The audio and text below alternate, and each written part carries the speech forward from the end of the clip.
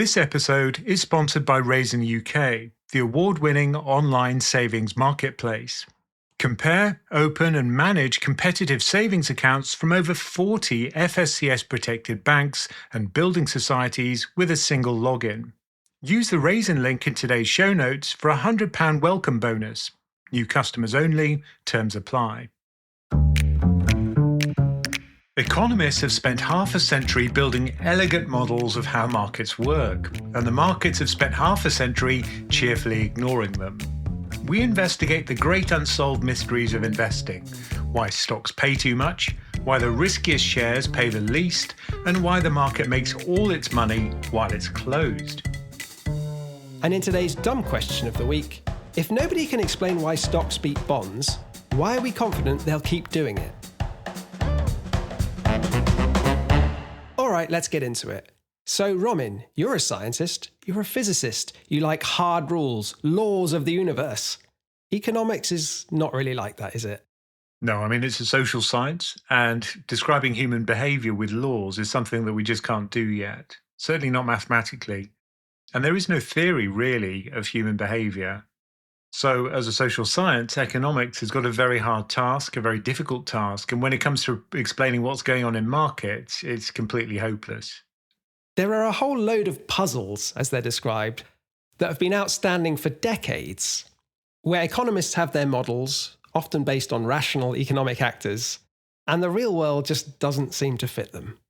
So let's start with maybe the biggest puzzle of all when it comes to markets. When I think back over our 4 and a bit years of doing this podcast, maybe the unifying theme across the whole thing is that stocks are a good thing to hold over the long term. You can go back 100 years and they've been paying you 4 or 5% more than bonds. That's wonderful. What's so puzzling about that? Well, the capital raised by companies does come with different levels of risk. So the riskiest bit is equity, the least risky bit is senior secured bonds. The reason for that is when a company goes into bankruptcy, you eat away at the lower levels of capital first. So the equity gets wiped out completely, so the loss given default there is very high, 100% usually. Whereas once you get to the senior secured bonds, there's actually capital set aside in the company's assets, so the loss given default is almost zero. Yeah, so far, it's not very puzzling to me. If I'm holding equity, I want to be paid more than bonds. But the question is, how much more risky is that equity compared to the other stuff? And it turns out, empirically, not that risky, not as risky as markets price in, at least. So if you look at research from Mehra and Prescott, this was published in 1985. It's the seminal paper about this. It's called The Equity Premium, a Puzzle. They said that stocks should yield at most 0.35%. So that's vastly less than 1 percentage point over bills. Bills are short-term government bonds. That's quite a gap then to reality, where we've seen, up to 6%, say, over bills across the last century. Certainly in the US. And I think that teases at one of the potential reasons why there's such a big discrepancy. The US has been abnormally stable, both in terms of avoiding huge destruction of infrastructure during wars, but also due to economic stress. Okay, it wasn't plain sailing over the last century, but the US did avoid the level of destruction that we saw in the Second World War, the First World War, in Europe and in Asia. And it's avoided hyperinflation. It's avoided communist revolutions. It hasn't seen its stock market be wiped out at any point in time, which other countries have.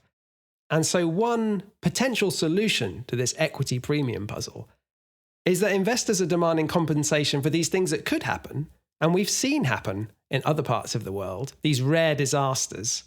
And so this whole premium puzzle is a kind of survivorship bias. Because we calibrate our expectations based on the US, but many of us don't actually live in the US. So I think that's a reasonable way of explaining it, at least one of the explanations, and there are many. So that claim is that, 5 or 6% over bonds is a fair return. It's just the US has been lucky. But then the US isn't the only market to have seen great long-term returns in stocks. There are many, if you look at Dimson, Marsh and Staunton. And so economists don't tend to think the idea of disasters completely explains the puzzle. And again, I think this is to do with psychology and perception, which is that we aren't Homo economicus. We're not people who look at the long term, who dispassionately look at the past and say, oh, yes, well, my long term returns will be such and such, and I can just look through this volatility. Of course not. We're excitable monkeys and we're scared. We're not going to be able to look at markets in that dispassionate way. And we live day to day, hour to hour, and our fear and greed are driven by short term impulses. Absolutely. That's the thing when I look at that original research and they say, oh, fair compensation for stocks is like 0.35% or something above bonds. I wouldn't be happy with that. And I wouldn't hold stocks for just that slender return advantage over a much safer asset. Yes, it might be the case that in these rational economic models, the long-term returns should be much closer together. But we're not calibrated on the long term, like you say. We're checking our portfolios daily. We shouldn't, but we do.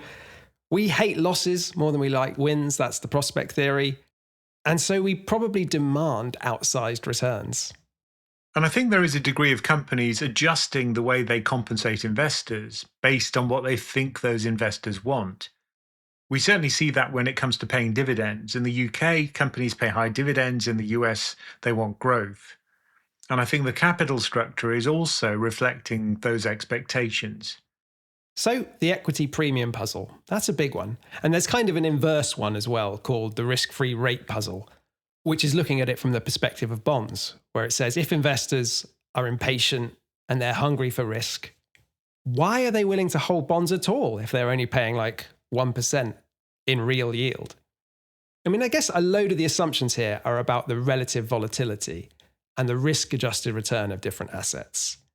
And generally, stocks are more volatile than bonds, certainly short-duration bonds. But are stocks too volatile? More than you'd expect based on the models? And this is one of the coolest papers I've read in finance. This is by Robert Shiller, the guy who came up with the CAPE ratio, excess CAPE yield. All of that is his. And of course, he's got a Nobel Prize for economics. And I think it's just a beautiful paper. So let's just step through the logic of this thing. What we should expect is that the volatility of stocks is due to uncertainty. We're uncertain what the dividends, what the future cash flows will be for those stocks, and that rolls through to the daily price fluctuations. More uncertainty means more price volatility.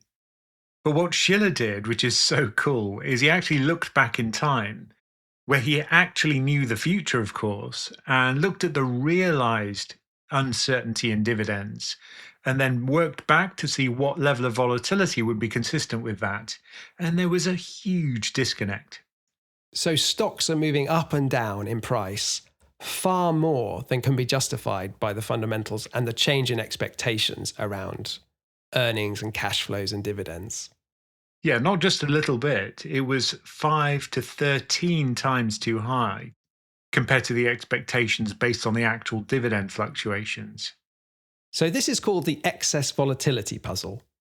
And I think Shiller's own view of a potential explanation is again behavioral. Investors are not rational. We're not sitting there with our discounted cash flow models every day, working out what a fair price for a stock is. We're chasing fads, things go in and out of fashion, and we overreact to little data points and to news. And so volatility is far higher than a rational robot would price it. Yeah, and Schiller wrote the pop economics book, Irrational Exuberance, which was essentially about that and why people aren't rational actors and they do overreact. They are excitable, they get too much despair in a crash. All of this makes the volatility too high. There are other potential explanations. So if you look at the people that talk about the efficient market hypothesis, so this is the kind of Eugene Farmer school of thought, they would argue that stock prices move not because investors are a bit crazy, but because other key inputs in the model move, not just expected returns and cash flows, but things like the discount rate. And investors don't have a great picture of the parameters of the economy and are updating constantly. So prices are moving around more than you'd think based on expected cash flows. But that's not all that matters.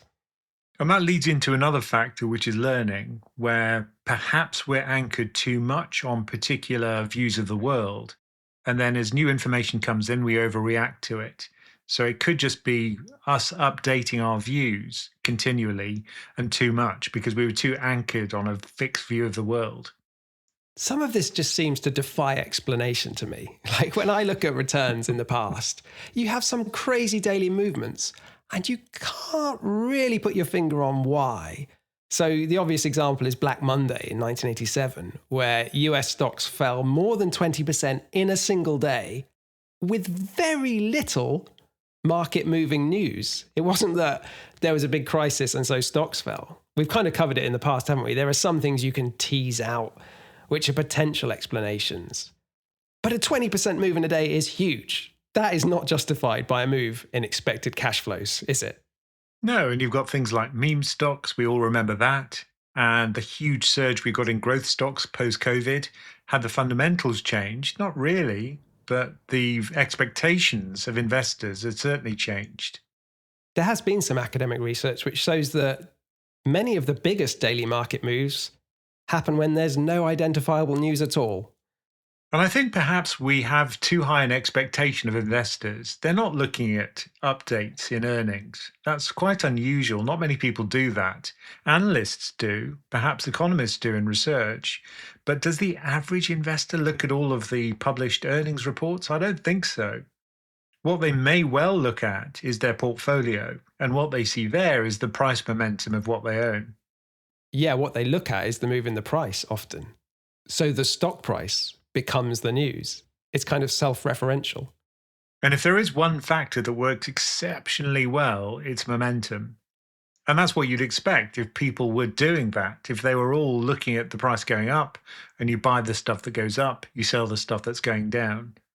I mean, it's interesting that the momentum effect, which has been known about now for a long time, is one of the handful of factors Farmer identified in his model. And he, in fact, called it the premier anomaly in markets. Why do things that are going up keep going up? And why do things that are falling keep falling?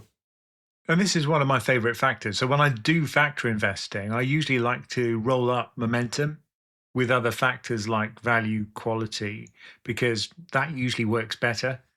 It's all very well having these fundamental drivers, but if you don't buy something which is doing what people want, then it'll probably turn against you. But do you agree that this is a puzzle? That the momentum factor needs some explanation, which has not really been nailed down in the literature as yet? Yeah, I mean, Farmer said this. Momentum, in my view, is the biggest embarrassment for efficient markets. So, I mean, that kind this of is the inventor of the theory of efficient markets. I think he said he's hoping it goes away as a factor. Yeah, I don't think that's going to happen.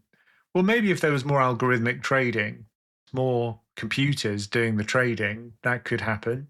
Do we need more computers doing the trading? I mean, the thing is with computer and algorithmic trading is it's all conditioned on past performance, right? So if there is a momentum effect, they're going to exacerbate it by buying into it. And you get these big momentum crashes every so often driven by algorithms. Yeah, I doubt there'd be an AI fundamentals cartel where they just nod to each other and say, yeah, let's just do it based on fundamentals. I mean, are the proposed explanations for the momentum effect all due to human behavior and our quirks? Yeah, I think that's mostly true. A lot of it is to do about information diffusion and the speed at which information diffuses, and also our anchoring on old prices. With a fairly small set of assumptions, you can mimic what happens in markets, the momentum effect. And of course, you get overreaction, herding behavior, all of that trend chasing that we see so often. That's the primary driver here.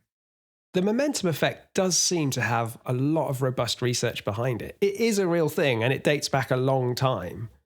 There's even academics that have claimed to look at the Victorian era and say that momentum was a factor back then in the 1800s when you look at asset prices. But weirdly, there's one place where it doesn't seem to have worked historically, and that's Japan. And nobody knows why. It's not all explained away by the big crash. Maybe they're more rational. I mean, it's certainly more possible. But it's fascinating that there could be a cultural aspect to this, and some investors, some cultures could be more rational than others. Potentially. My guess is that it's more to do with market structure. And there are quite unique things historically about big Japanese companies lots of conglomerates, lots of family ownership. It hasn't been the kind of shareholder-friendly market like the US. But if there is a cultural difference, I wonder if it'll be steady over time. I wonder if Japan will become more like other countries now that we've had all of these reforms on how its stock market is run. A lot of these governance reforms may well introduce momentum to their market as well. Time to pile in? Not for me. Jump on the momentum bandwagon that's about to emerge in Japan. When it comes to your cash savings, making sure your hard-earned money is working for you is important. But chasing competitive interest rates can mean dealing with a mountain of paperwork. Meet Raisin UK, the award-winning online savings marketplace. Instead of the hassle of opening multiple bank accounts across different apps and providers to get a better interest rate, Raisin UK lets you compare, open and manage competitive savings accounts from over 40 FSCS protected banks and building societies, all through a single login. What's more, new customers can claim a £100 welcome bonus. Simply register for an account using the code July100 and open and fund a fixed-rate bond of 1 year or longer with a minimum £25,000 single deposit by 31st of July 2026. Don't let your savings sit idly in a low-interest high street account. Visit the link in the description and use the code July100. New customers only, terms apply. So one of the fundamental principles of investing is the trade-off between risk and reward. If you're going to take on more risk, you expect a bigger payoff, or at least the potential of a bigger payoff. But when you look at individual stocks, that theory doesn't always seem to hold true. And this is a really robust result, which is if you look at low volatility stocks, because they're lower risk, at least by that measure, you'd expect them to have lower returns than high volatility stocks. Certainly, that's one of the predictions of the capital asset pricing model, CAPM. But when you actually plot that graph, there's an anomaly, which is that the lower volatility stocks do surprisingly well, much better than you'd predict with CAPM. Certainly when you look at the long term, there are periods where that's not true, but over the very long term, that does seem to be true. And it is indeed one of the explanations for why Warren Buffett has been so successful. He bought a lot of these low beta stocks and watched them compound over the years, more than you would expect looking at the economic models. Now, you might think this is just some kind of airy-fairy statistical effect to do with the theory, but if you look at some of the numbers, they are astonishing. One of the papers did a simple race. They said if you invest $1 in 1968 in low vol stocks, how much would it grow to compared to the highest vol quintile? The low vol stocks, the dollar invested in those, grew to $60 by 2008. In the high vol quintile, it fell to under $1. In other words, 4 decades of negative return for taking the highest risk. Now, that is not a risk premium. It's a shocking result, isn't it? It flies in the face of everything we've ever said about markets. And recently, of course, it's been growth which has outperformed. Those are typically high beta, high growth stocks. So I think recently we've bucked that longer term trend, but certainly historically that's been the case. Now, the prime explanation for this strange effect seems to be around leverage and the fact that not everybody has access to cheap leverage, and certainly not in unlimited amounts. So if you're an investor who wants to take more risk, you can't always just borrow and lever up the broad market or any particular stock you like. Instead, what you do is you buy these lottery ticket high beta stocks, and so they're overbought because people who want risk pile into them, pushing up the price and pushing down the long-term returns of volatile stocks. Again, that hasn't been our recent experience. What we've seen is those high beta stocks doing very well. Maybe because we've just come out of a period of very low interest rates where leverage was easier to get. And so now that we've had normalization of rates, maybe we'll go back to that world, which is an interesting way of looking at it. Yeah. It's also funny that Warren Buffett did have access to very cheap leverage at massive scale. And the genius thing he did was lever up implicitly through the float at his insurance company. He levered up on these low beta stocks, so he sort of doubled the effect. And there's another well-defined effect, another psychological effect, which is that people overpay for lottery tickets. If you do have a very low probability high payoff, then people overpay for that. It might be meme stocks, it might be things like options, it might be IPOs. All of these carry these lottery ticket payoffs, and usually that lowers your long-term returns because people overpay for them. There's an interesting puzzle which is kind of related, I think, to the low volatility anomaly, which is called the distress anomaly.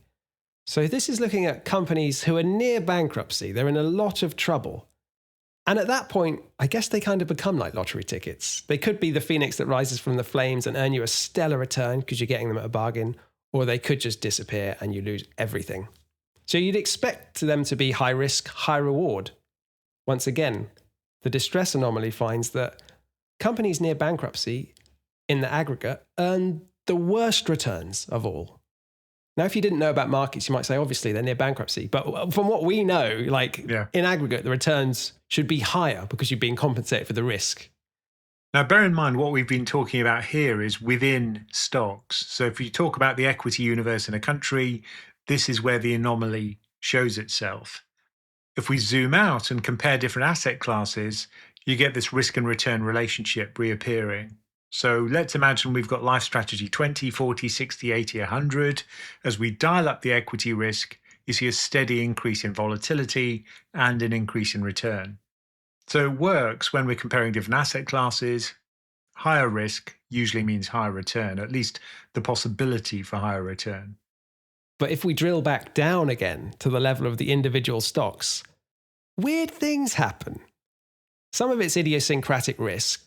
And again, there are findings that companies with higher idiosyncratic risk are not being fairly compensated in terms of return. But there's also a weird effect called post-earnings announcement drift. And this seems to be a real puzzle, one of the longest standing puzzles when it comes to markets. And again, you might think that now that we've got almost immediately available information everywhere, so anyone can see the earnings results on their phone, their tablet, their smartwatch, and everyone sees it at the same time, you might think that when there's an earnings announcement, that prices snap to a new level and that's it. But that's absolutely not what we see. They do snap, but then they keep on snapping over the next 60 days. They tend to drift in the way, to me, it seems somewhat related to the momentum effect. And again, it's great to hear what Farmer said about this. He just sounds so curmudgeonly. I love him. He grudgingly listed this among the anomalies that survive scrutiny. He actually said it was above suspicion. Yeah, it takes a lot of data for someone who founded efficient markets theory to concede that markets are not perfectly efficient. But this is an effect that seems to have diminished significantly over the years. The original paper by Ball and Brown was published in 1968, before the moon landings. And before I was born, so that is a long time ago.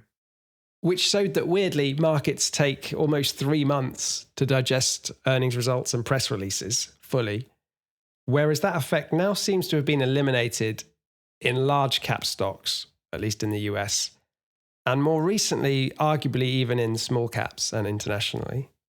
So perhaps this is an IT effect. Maybe it is the fact that we are now better informed and anyone can access the information, whereas previously you had to call your broker and do all sorts of crazy things in order to get the information. Most people just couldn't be bothered, I suspect. I also think it's potentially due to limited attention, like we said earlier. There seems to be some suggestion that the drift effect is worse when these announcements cluster on busy days, like lots of companies are announcing their earnings. And the drift effect seems to be more anomalous on Fridays. When everyone's, got their mind on what they're doing at the weekend. I mean, the thing about all these puzzles that puzzles me is that why haven't they gone away sooner? If markets are good at one thing, it's exploiting mispricings and arbitrage opportunities. So you'd have thought, clever hedge funds would have sort of battered all these anomalies into oblivion. but it's not the case. There's even some really bizarre ones, like where you look at equity funds and you can literally see what's in the portfolio, the stocks that it holds, and value that. And if it's a closed-ended fund, it might trade at a discount to that, as we've seen in the UK recently. So there's one puzzle called the closed-end fund discount puzzle, where you get trusts that persistently trade, 10% or so below the value of the things in the fund. So let's just think about what the arbitrage trade would involve. If the investment trust is trading at a discount to its underlying holdings, what you'd do is you'd buy the investment trust, you'd short the stuff that it owned, and then hope that the two would converge in the future and that you could close out the trade at a profit. But that's just not practical. Yeah, it doesn't really work with closed-ended funds. You'd have to kind of buy the trust, get on the board and liquidate the holdings and walk away with a profit equal to the discount, which you can't do easily. Some hedge funds try, and there have been cases recently in the UK with Saba Capital where they have got onto the board or overthrown the board on investment trusts to try and close the gap. But why is the gap there? I think one of the reasons is due to people not wanting to pay fees. Generally, in the UK at least, investment trusts, because they're active funds, you have to pay quite high fees. And people in the UK have grown more reluctant to do that. There has been a huge shift to passive investment. So they are out of favour for that reason. But if a fee is really high, let's say it's 2%, that wouldn't explain a trust trading at a 10% discount. It's also often the case that the holdings of an investment trust are illiquid, so they're very difficult to price. And it may be that people don't like that illiquidity risk. Plus, I think there's a level of distrust that you can actually price these things. So when you see the net asset value for an investment trust, can you trust the investment trust and its valuation? They do go to great pains to ensure that there is a kind of independent valuation, but do people believe that? I think that's the real problem. Even if you believed it, you should be paid for the illiquidity risk, I would argue. I think finally there's also an additional risk buying an investment trust which owns a basket of stocks, as opposed to just buying the basket of stocks yourself. As in, you're pooled alongside a lot of other investors who might do irrational things and sell at bad prices, driving down the value of your holdings.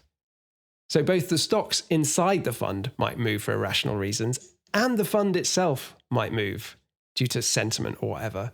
So you've got a sort of risk on top of risk. Yeah, but bear in mind that the attraction of an investment trust is if people pull their money out of it, they're not forced sellers of the assets inside the trust. It is closed-ended. Someone sells, someone else has to buy. That's true, but if lots of investors selling the trust forces down the share price of the trust and you want to sell, you are going to be receiving the prevailing market price. So it is a risk to the value of your holding, even if the stuff inside the trust is immune from a fire sale. But I think the arbitrage point for investment trusts is an interesting one, the fact you can't do it easily. But there are anomalies where funds have been launched to try and profit from the anomaly. And what's interesting is that they always seem to collapse in fairly short order.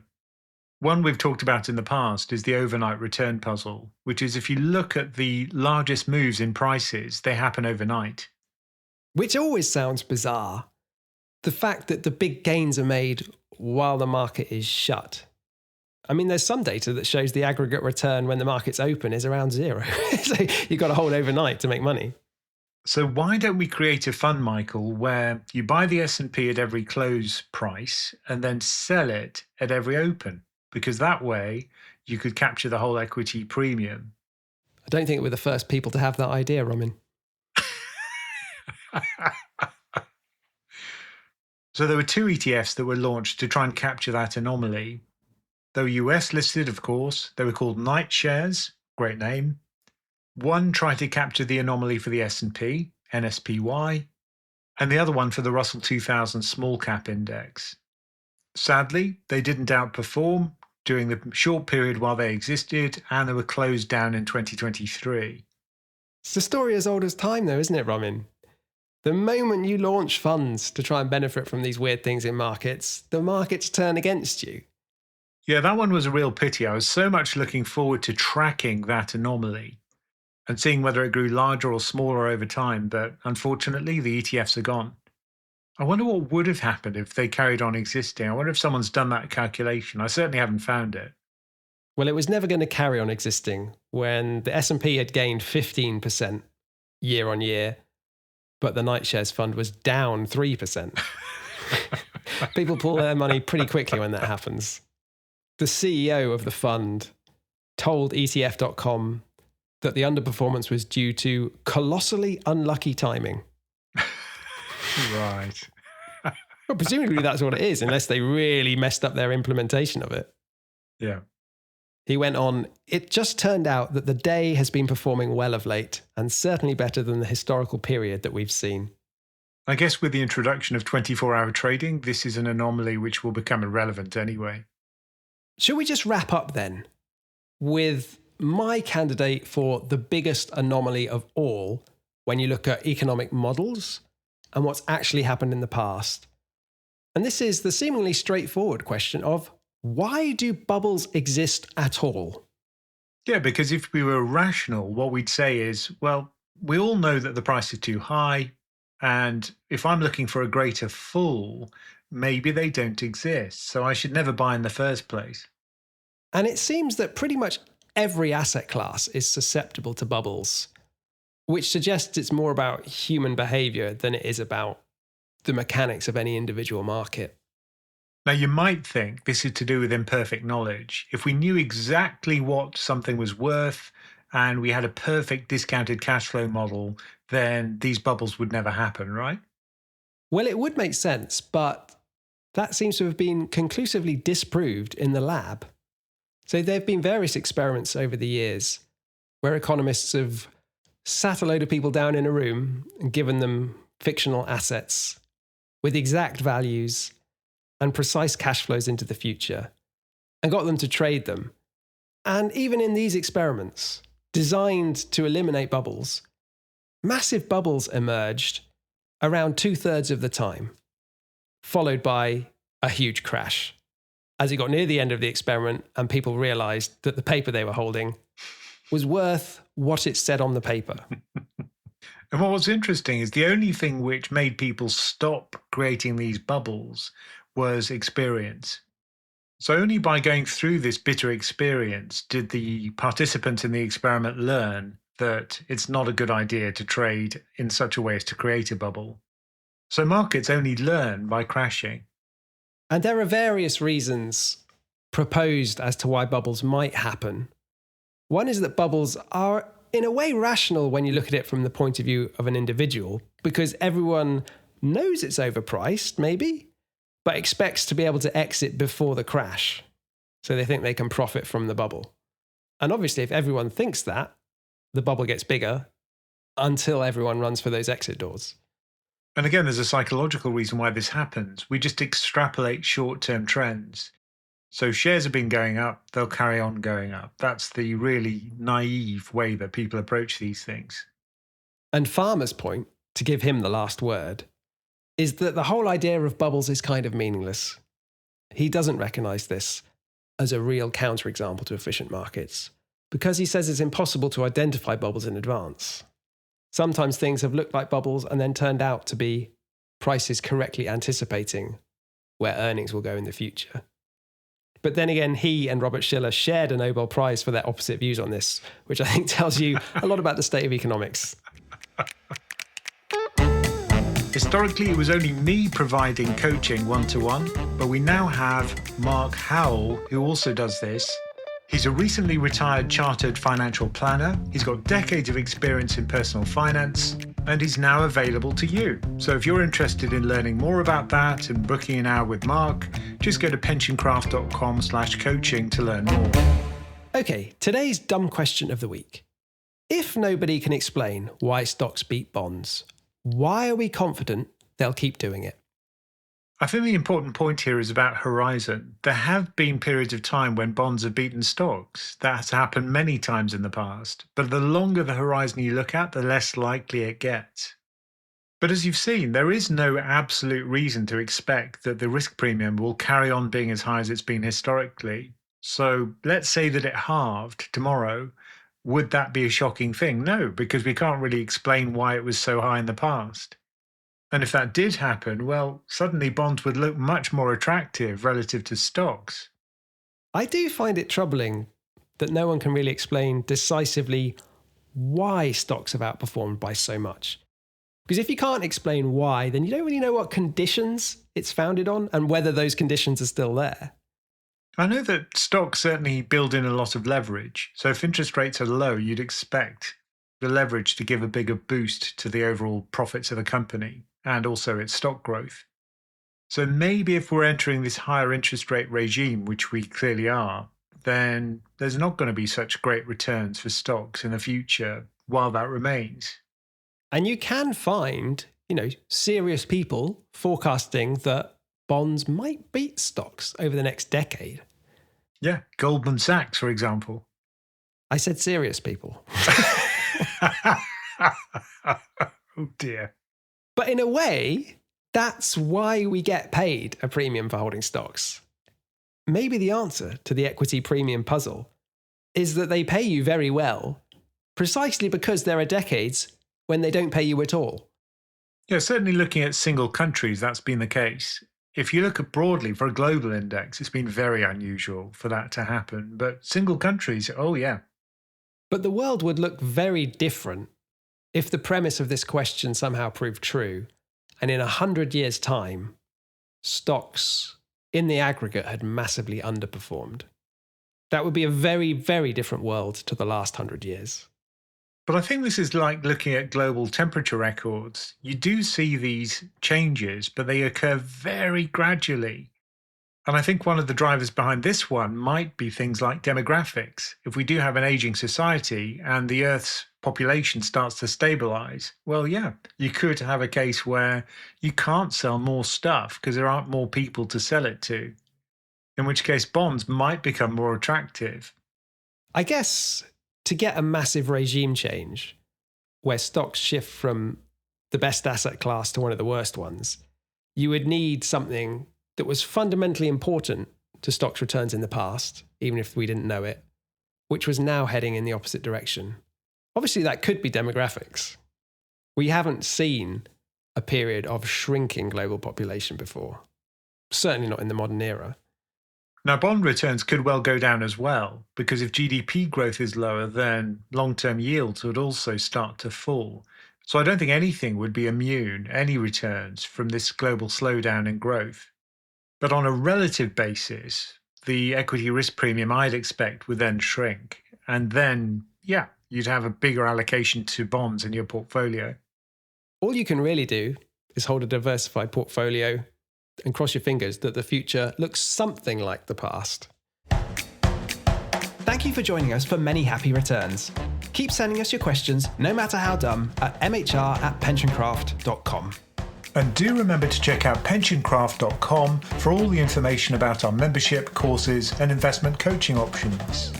Many Happy Returns is a PensionCraft production, co-hosted and executive produced by Romin Nakiza and Michael Pugh. This podcast is for informational and entertainment purposes and is not financial advice. We do not provide recommendations or endorse any decision to buy, sell, or hold any security. We cannot be held responsible for any actions listeners may take, and investors are encouraged to seek independent financial advice.